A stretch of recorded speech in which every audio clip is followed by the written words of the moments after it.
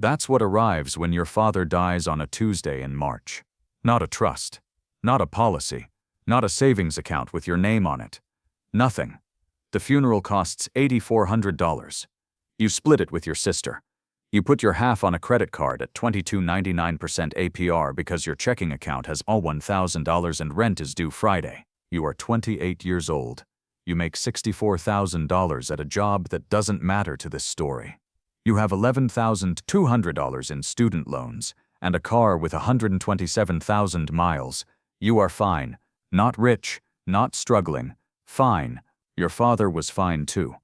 Worked 37 years at the same company, had a pension, had a house he bought in 1989 for $87,000 that he still owed $34,000.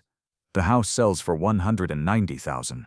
After everything, your mother gets $141,000. You get nothing. That's correct. Your mother is 61 with $27,000 in retirement and a library job at $16.50 an hour. She needs every dollar. You don't resent it. What you feel is more specific. You feel the weight of starting from zero in a world where other people don't. You feel it the way you feel weather. It's just there. Every dollar you will ever have is a dollar you will earn.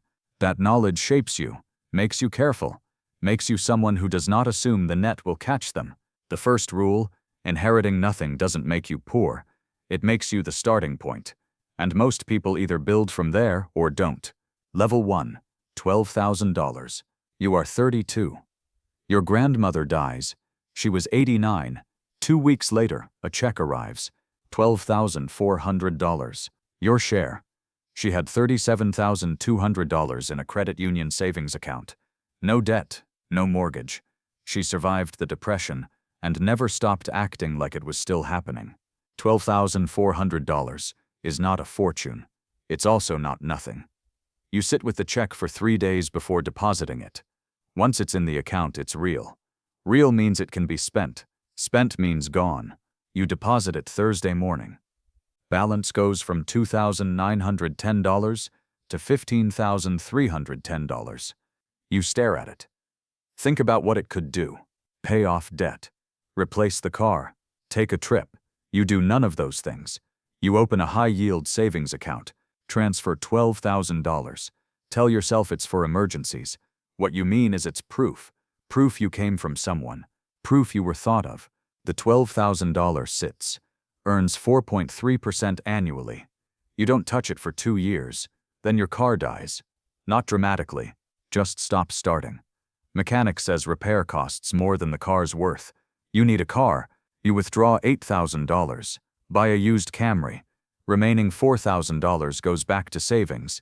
You rebuild it to $8,200 over 11 months. Then wisdom teeth. Insurance covers part. You cover $1,900.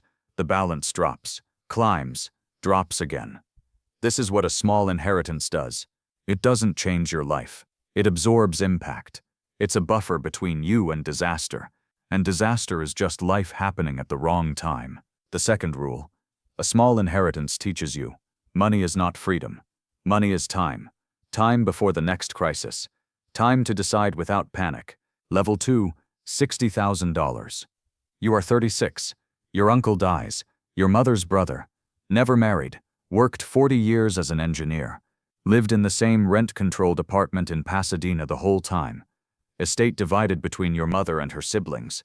Your mother's share is $180,000. She gives you $60,000. Doesn't tell you until the check's in the mail. You try to argue. She hangs up. $60,000. You've never had this number. Not in any form. You deposit it.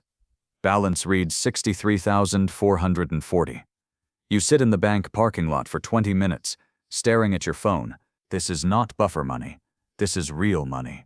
Money that changes things. You pay off $11,000 in student loans. Put $30,000 in a brokerage account. Total market index fund.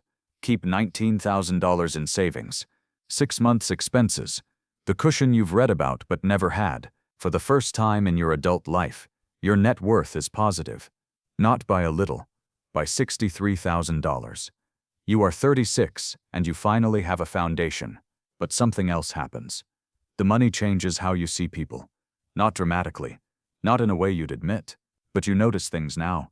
You notice which friends have help, which ones had loans paid off by parents, which ones got down payment gifts, which ones started at zero like you. You don't resent them, but you see them differently. See the infrastructure underneath their lives they don't talk about, because they don't have to. You understand the distance between people is not always about effort. Sometimes it's about inheritance. And inheritance is not just money. It's the absence of certain fears. Level 3, $156,000. You are 41. Your mother dies. Cancer. 11 months from diagnosis. She leaves everything to you and your sister. Estate is $340,000. Half is the house. Half is life insurance and savings.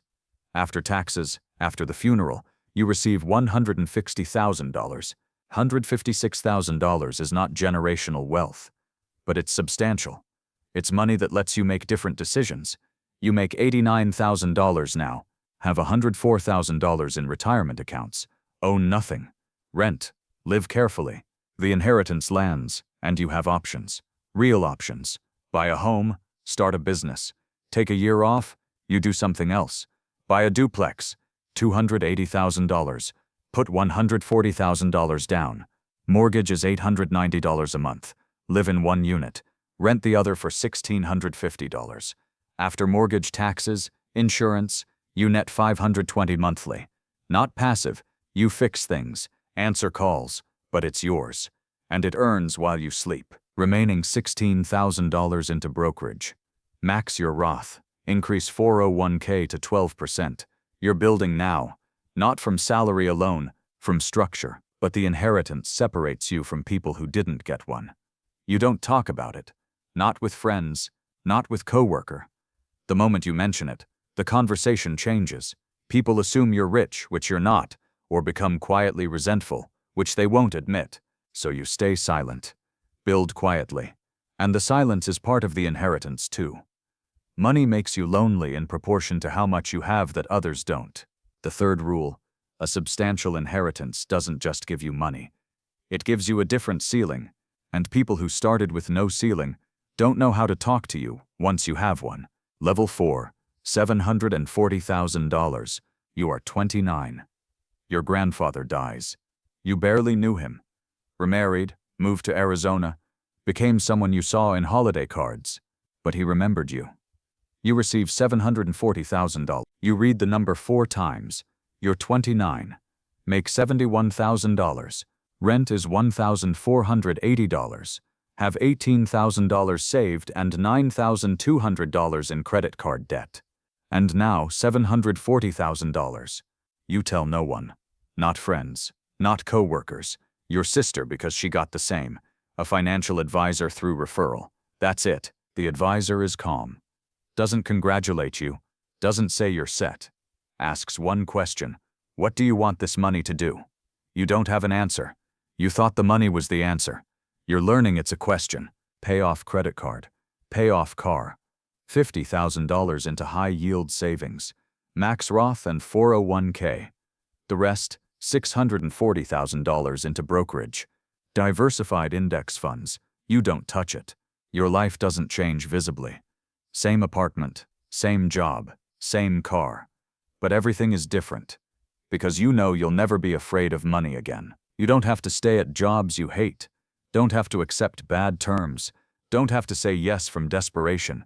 You have options, and options are the only real wealth. But the inheritance creates a gap between you and everyone you grew up with.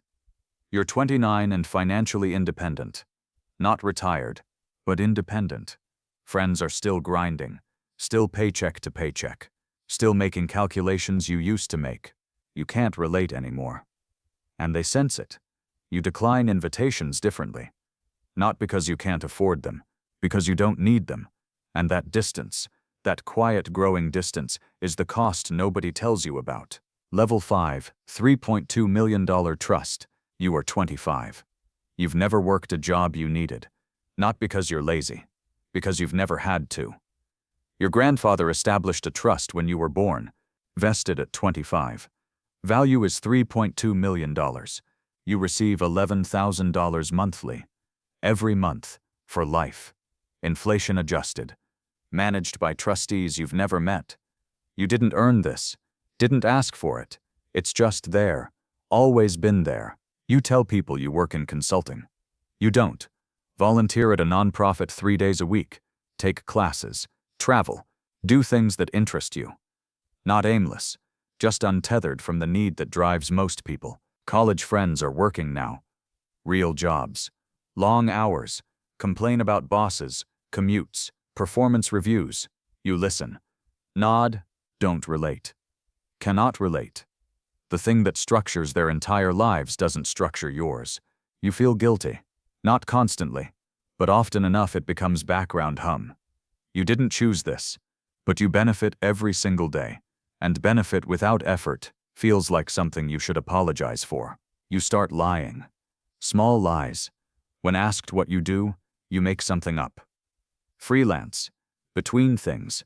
You don't say trust fund, because the moment you say that, you're not a person. You're a category. Someone who doesn't understand. The money isolates you. Not because you're different, because your problems are different. Don't worry about rent, health insurance, the future the way most people worry. Your concerns are abstracted, theoretical, insulated by cushion most will never have, and that cushion, by 30, is both gift and cage, free from need, but also free from the thing that gives most people structure, meaning, urgency. You can do anything, which means nothing feels necessary. And a life without necessity is a life where very little feels real. The fourth rule, inheriting wealth doesn't free you from problems. It replaces them with different ones. And new problems are harder to explain because no one feels sorry for someone with $3 million. Level 6, $10 million dynasty. You are 22. Will inherit $10 million at 30. You know because trust documents are public within family. Father told you at 16, said it matter-of-factly.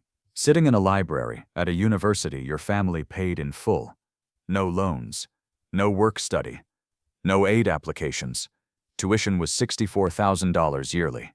You wrote a check, didn't think about it, surrounded by people thinking about it, working 2 jobs, taking loans they'll pay 20 years, making calculations you've never made, and you can't tell them why, because if you tell them, everything changes. You're not a person, you're a dynasty. Dynasties don't have friends. They have people who want things, and people who resent them. Sometimes both. So you pretend. Get a part-time job you don't need. Complain about money the careful, performative way everyone does. Become very good at lying, not malicious. Survival lying. Passing as normal when you're anything but. At 30, trust vests. $10 million. Family office, trustees, tax attorneys, wealth advisors, people whose job is preserving your money. You don't manage it, you benefit. Monthly distribution is $32,000 after tax, $22,000. More than most make yearly. Every 30 days, never missed payment, never will. Life's not lavish. No yacht, no logos, nice apartment, good neighborhood, nice car but not absurd. Learned displays of wealth make you a target, so you dress it down, underplay, make fortune invisible. But it's there, in every choice, every room, in the fact you can walk away from anything without consequence. Bad relationship, boring job, tired city, nothing holds you. And nothing holding you sounds like freedom until you realize it also means nothing needs you. People you love don't need you for survival. They need you for you.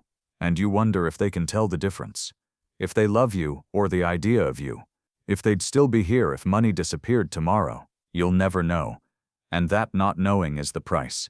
You're 34 now, have everything, and you're profoundly, specifically alone in a way people without money cannot understand, and people with money won't admit. The final rule, inheriting $10 million doesn't buy you a better life. It buys you a different one. And different is not the same as good. It's just different. And you'll spend your life trying to explain that to people who will never believe you. You are 28. Father dies. Inherit $0. Put funeral on credit card. Back to work Monday. Nobody knows. You're fine. You are 29. Grandfather dies. Inherit $740,000. Tell no one. Invest it. Keep job. You're fine. You are 22. Inherit $10 million. Have everything. You're alone. 3 people. 3 numbers. Same word. 3 completely different lives. The number doesn't just change your account. Changes your identity.